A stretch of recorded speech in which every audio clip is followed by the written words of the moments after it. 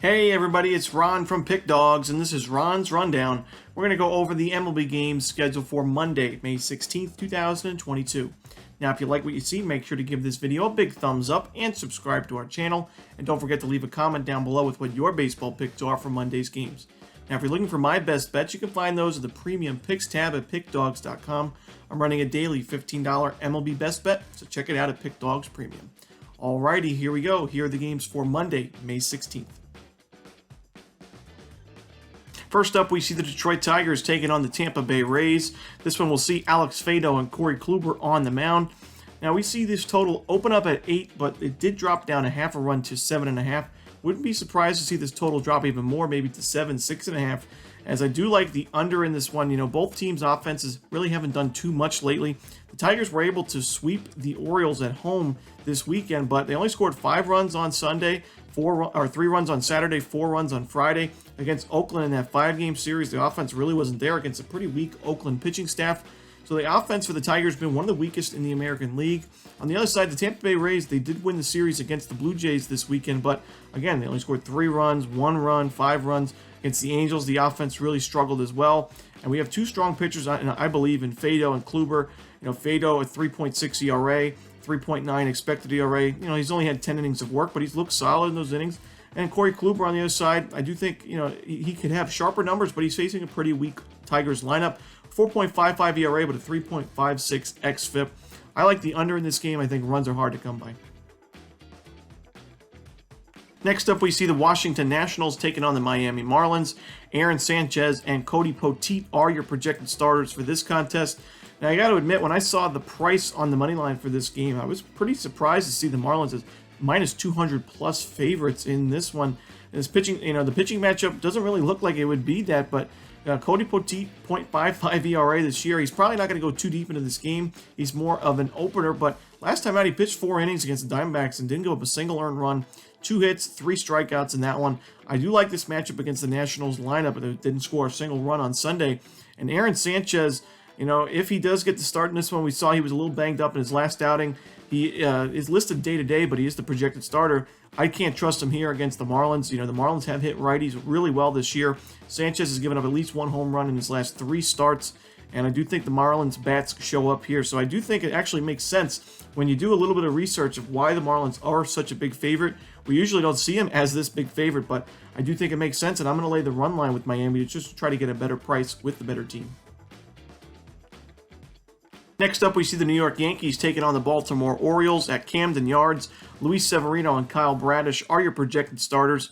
Now, for me, this game's simple. I have to take the Yankees on the run line or just pass on this game altogether because the Yankees are just finding ways to win. Even in that loss against the White Sox on Saturday night, they almost were able to pull it out. It was a 2-0 game in Chicago's favor the whole way. The Yankees were able to tie that game up late, but did end up losing it on a walk-off. But I mean, on Sunday, 5-1, easy win for Nestor Cortez and the bunch.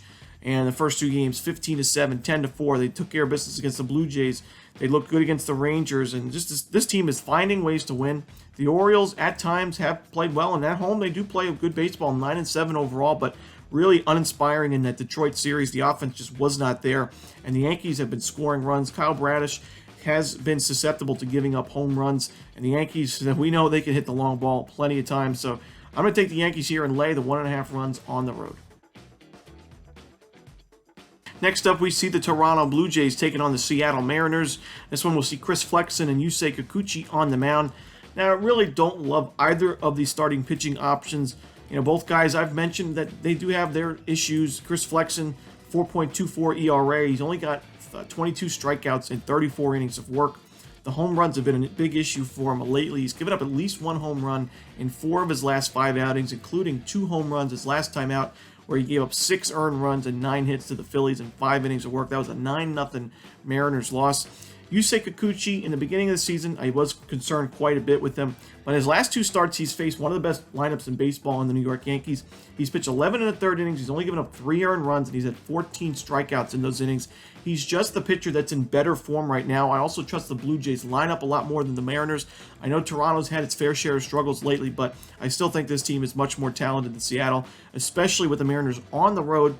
They had to go in Citi Field on Sunday. Now they have to travel across the border to go to Toronto on Monday. Not a great spot for Seattle. So give me the Blue Jays here on the money line. Next up, we see the Houston Astros taking on the Boston Red Sox. Garrett Whitlock and Jake Odorizzi are your projected starters. Now, this is a tough game for me, certainly one I'm not going to be touching, but if I had to take a lean, I would take the Red Sox here at Fenway Park. I do think they have their best pitching matchup in this one, in this series, with Whitlock going up against Odorizzi. Whitlock, 2.19 ERA this season, a .93 whip. He's got 34 strikeouts in 24 2/3 innings. He has been in good form this year. Not coming off his best start of the season against the Braves, but I do like him in this one going up against Jake Odorizzi, a guy that I have worried about quite a bit this year. He's limited hard contact. He hasn't really had issues with the long ball. Only 2.9% of his fly balls have gone over the wall for a home run. But I do think he's pitching unsustainably. His strikeout numbers are way down this season. He used to be known as a strikeout guy with double-digit Ks per nine in his all-star season. But this year, 17 strikeouts in 26 2/3 innings. That concerns me quite a bit, especially at a hitter's ballpark in Fenway. The Red Sox have really been underperformers, but I think at least in this game they can grab a win. So give me Boston on the money line in a lean. In our next game, we see the St. Louis Cardinals facing off with the New York Mets. Miles Mikolas and Trevor Williams are your starters. It's really tough to pass up on the value we're getting with St. Louis here, getting plus money on the money line. I know they played in that Sunday night baseball spot, so the travel concern is a little bit there, but I'm really not too concerned with it.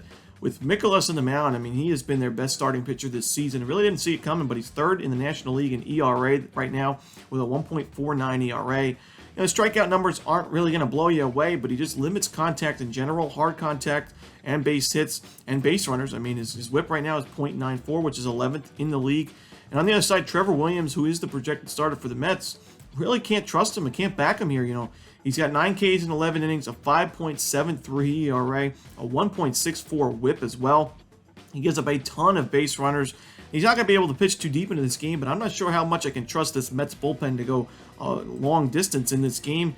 I know the Cardinals hit lefties a lot better than they do righties, but Mikolas has been able to keep them in ball games this season.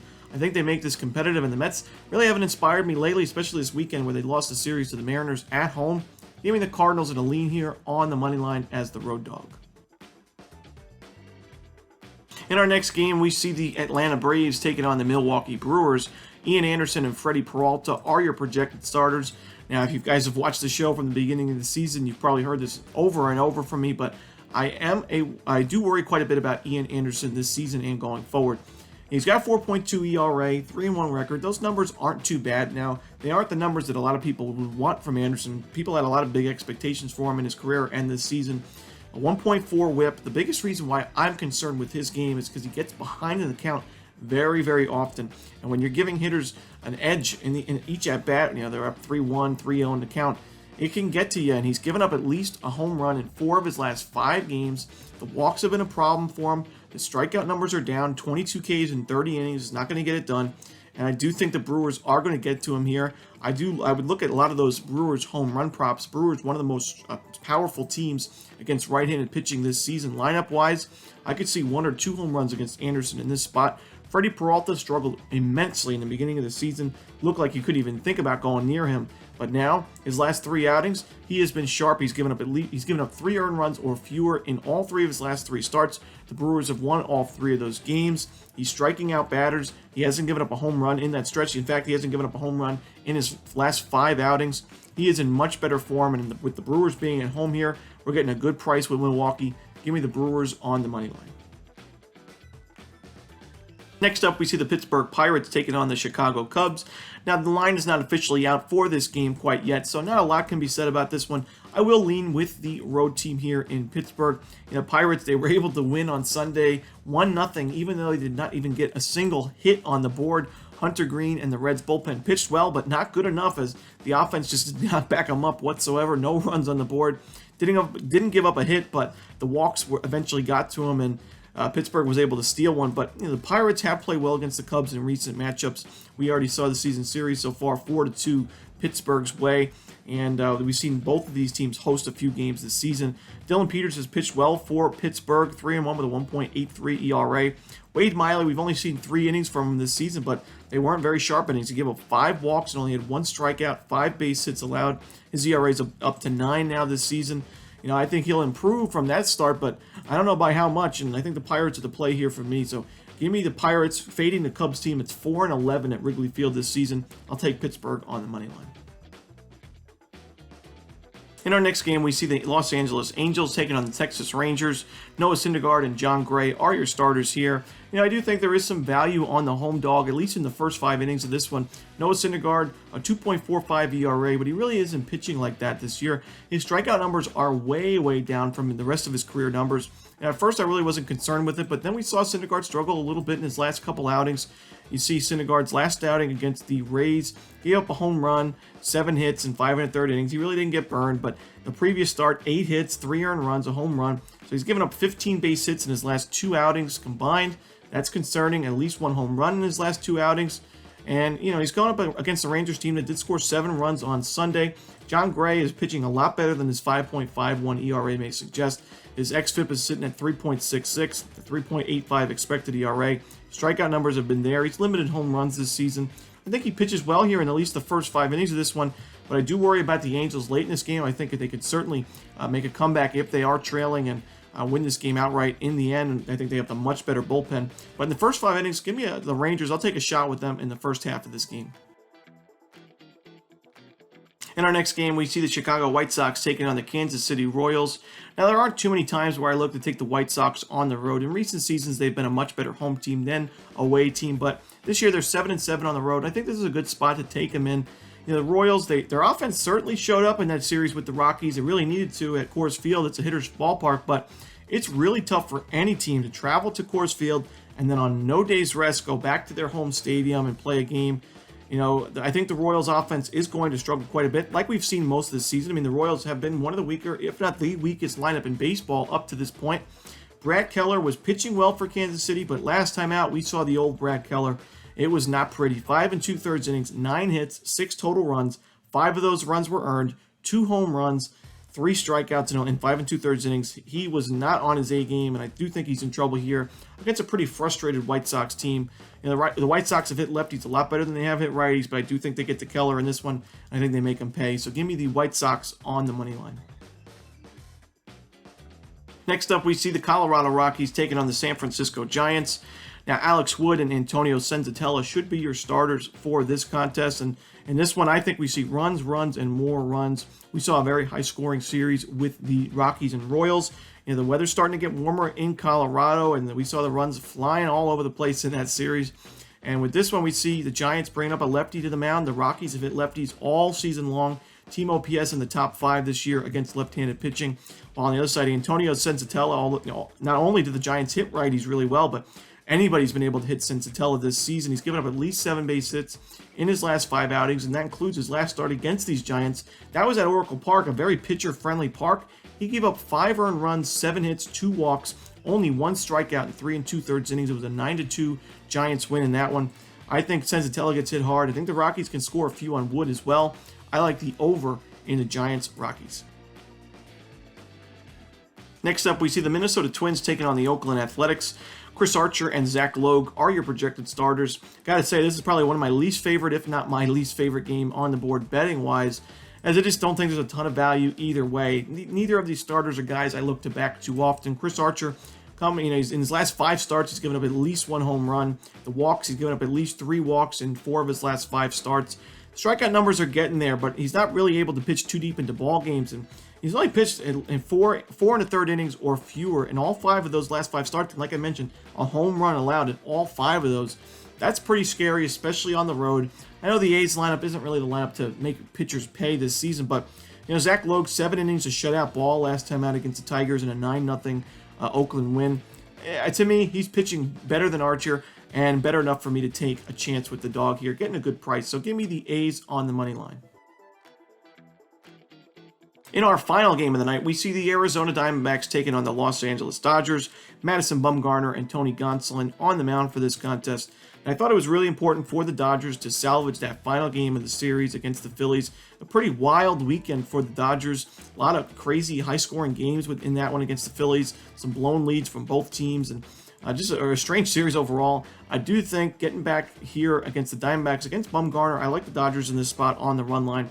You know, Bumgarner, a 1.78 ERA, but he's certainly not pitching like that. I do think his numbers are pretty unsustainable. We have seen him give up at least 1 home run in his last 3 starts. He's facing a very tough lineup in Los Angeles here. He's only got 20 strikeouts in 30 1/3 innings. At times, we've seen him have issues with the walks, and it hasn't really been a problem lately, but I do think a frustrated Dodgers lineup gets to him in this spot. In the beginning of the season, we saw the Dodgers lineup really struggle against lefties, but it really hasn't been the case lately. They've been hitting everybody, especially at home. Gonsolin's been strong this season. Diamondbacks lineup is pretty weak, especially on the road. Give me the Dodgers on the run line to end the night. And that's it. Those are the games for Monday, May 16th. Hope you enjoyed this video. If you did, don't forget to leave a like and subscribe. And don't forget to put your picks in the comment section below. Again, if you're looking for my best bets, you can find those at Pickdawgz Premium. As always, this is Ron Romanelli. Good luck.